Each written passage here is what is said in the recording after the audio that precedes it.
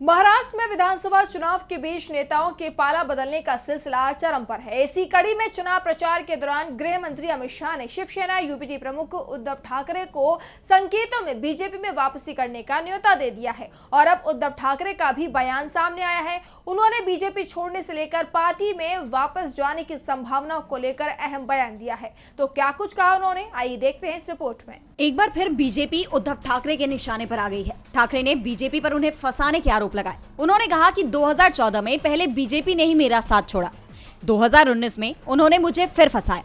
वो कहीं भी जा सकते हैं लेकिन मैं नहीं जा सकता। उद्धव ने कहा कि उन्होंने मुझे फंसाया इसलिए मैंने उन्हें छोड़ा। दरअसल शिवसेना यूपीटी प्रमुख उद्धव ठाकरे का ये बयान उनके बीजेपी में वापस जाने की संभावनाओं को लेकर पूछे गए सवाल के जवाब में आया है।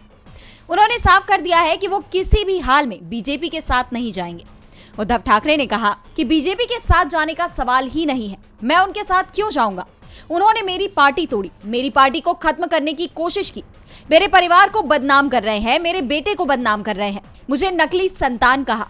तो क्या नकली संतान के साथ मोदी हाथ मिलाएंगे? इन लोगों ने मेरे माता पिता का अपमान किया है।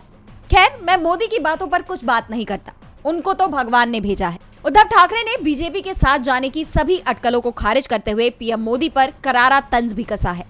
वहीं बीजेपी नेताओं के वोट जिहाद वाले बयान को लेकर उन्होंने कहा कि बीजेपी वाले खुद सत्ता जिहाद करते हैं, वो जो करते हैं वो पावर जिहाद है, कुर्सी जिहाद है। उन्होंने सवाल करते हुए कहा कि अगर बीजेपी के धोखे के बाद मैं सीएम बना तो मुझे गद्दारी करके क्यों हटवाया। उद्धव के सवालों ने बीजेपी की मुश्किलें बढ़ा दी हैं। डीबी लाइव महाराष्ट्र की रिपोर्ट।